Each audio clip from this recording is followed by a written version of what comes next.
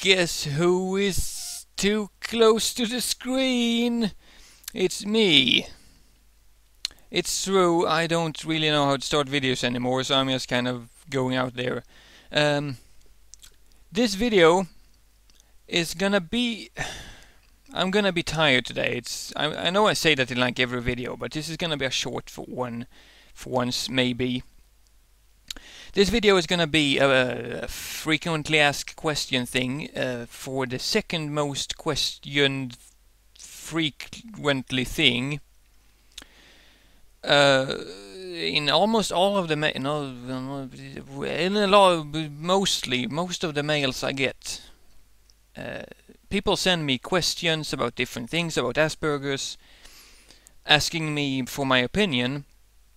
But the one thing that they almost all have in common is the thing that they all ask: do I have it? Do I have Asperger's? Or rather, what do you think? Do you think I have it? Which is the reason why so many of you write those novels. And yeah, nothing. I can't say anything about that. It's like I don't particularly care about strangers, so telling me about your life is kind of, no offense, but I don't really, And then they ask me if I think that they have Asperger's based on what they told me, and I'm lazy, so I usually don't reply to those. So I figured, if so many people are asking me, do I have Asperger's based on these things, then maybe the problem is that I haven't explained what Asperger's is properly. Maybe I should give more clear examples, and if you go, hey, I do all of those things, then you don't have to ask me if you have Asperger's. Just making a list of things you do if you have Asperger's is really hard, because you don't necessarily do the things that Aspies do just because you have Asperger's. It's like if you own a car, you don't necessarily drive too fast. I can't really make any good analogies on it, because Asperger's is a collection of ideas rather than a collection of things you do. And I can recognize an Aspie based on what they say they do, because I can recognize the way they think about the things they do. So I guess I'm gonna try to talk about the way, if you think a certain way, then the odds of having Asperger's is bigger than, I can't go, like, I keep going back to buses. I hate taking buses.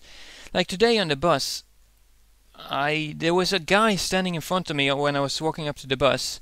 The guy had his pants around his ankles, basically.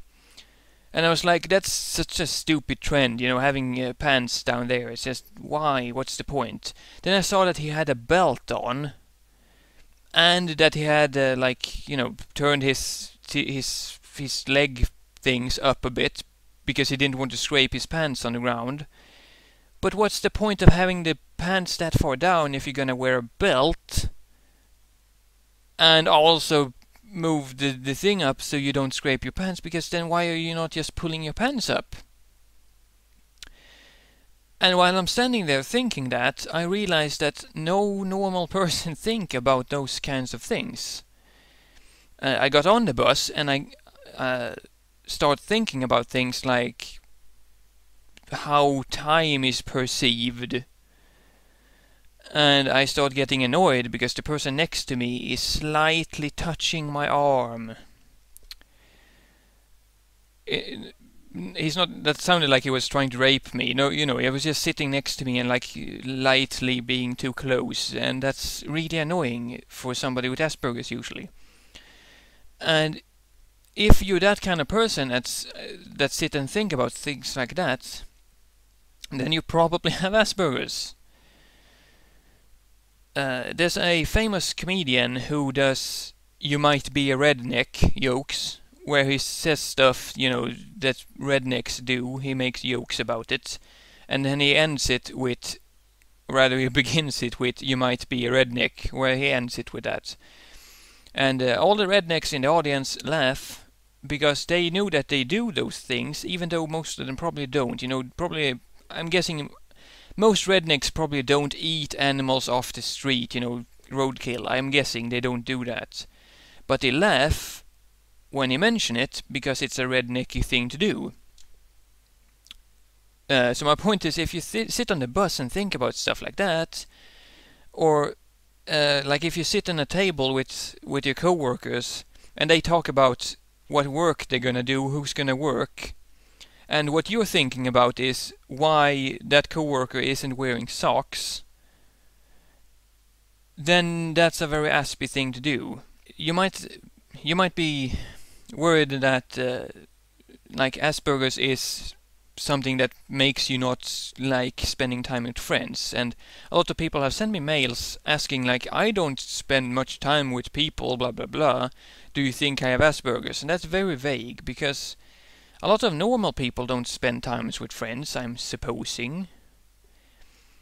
That doesn't mean much, really. It's such a generic thing. But there's so many non-generic things that you can do with Asperger's. That's the thing, though. The specific things, the weird, specific, odd little quirks that those decide just how Aspie you are. I'm sure that all of you have things. I'm also sure that even the normal people have things, specific things that they don't like doing, that they don't like having done, that they think about too much. So the difference between an Aspie and a normal person is kind of hard to tell also, but the Aspie things... How do I explain this? It's like... You need to take what you do. You need to take the things that you write me in mails, how you are and what you do. You need to take those things and compare them to normal people. I know that there are no normal people. Everybody's different, but people without Asperger's I'm talking about. Compare it to normal people, and if you realize that what you are doing sounds weird, then you just answered your own question. Weird isn't a bad thing, by the way. Weird can be a good thing, by the way. A lot of mails I get about it actually specify things that they've heard are Aspie, like, I don't like spending time with friends, I have specific interests, I keep switching interests, things that basically are the symptoms of Asperger's. Like, they write it in the books about Asperger's, like from the first lines, this is what Asperger's is. Which is kind of bullshit, because you don't need those things, but usually you do those things. But still, a lot of males count those things up and then ask if they have Asperger's, and that's like going to the doctor and saying that I'm bleeding from this wound, do you think I'm hurt? It's like, if you know the symptoms for Asperger's and you know that you have them, or at least you claim that you have them, then you already know that you have it. You're just asking me because you want some kind of recognition, second opinion kind of thing. And I can't really help with that. If you already think you have it, then you're already gonna think that you have it.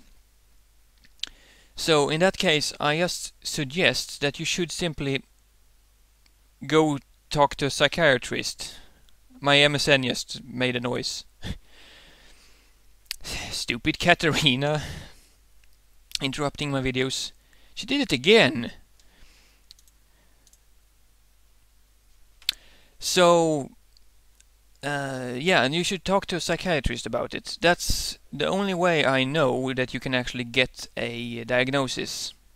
You can ask me however much you want. I'm not going to be able to give you a diagnosis. You can take how many tests you want. Doesn't doesn't really tell you much. You need to book an appointment with a psychologist and tell him, I think I have Asperger's. I need you to take some tests on me.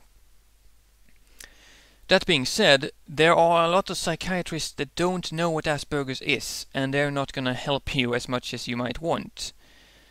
I've heard several people say that they went to the psychiatrist, and the psychiatrist literally asked them if they had friends, and one person said that if the psychiatrist asked if they were verbal, good with words, and because the person said that I do have friends and I am good with words, and I've had several other examples like that, because they said those things, the psychiatrist said, well, then you don't have Asperger's. And that's bullshit. The psychiatrist did not know what Asperger's was, and he had read some book about autism, and he thought that that was Asperger's for some reason. You can have Asperger's and be very social, you can be very good with words, you can look people in the eyes all the time, you can have relationships, you can have everything that normal people have, yet you can still have Asperger's. So if the psychiatrist is trying to pull some kind of generic thing on you, then ask for a second psychiatrist, because that psychiatrist is dumb. It's like the psychiatrist it was a doctor, the doctor I talked to when I was younger and I had problems, depressions and stuff. I talked to a doctor, and his advice was just get a grip. Literally, that's what he said. Those kinds of people exist, and some of them are doctors and psychiatrists, and if you meet them, just ignore them, because they're stupid. Yeah. So, sorry to make a very long video and also very vague video about the question, do I have Asperger's? Because there is no answer to that other than if you yourself think you have it, then why ask somebody else? You already have the idea yourself. Sure, you can be wrong, you can think that you don't have it and be right, but you yourself know yourself better than I know you. And even though some of you send me mails that are so long mails, it's not gonna help, because still you yourself know better than I do. Keep sending me mails though, I like mails, and subscribe to me if you like pie, because I like subscriptions and I also like pie, so that makes logical sense to me.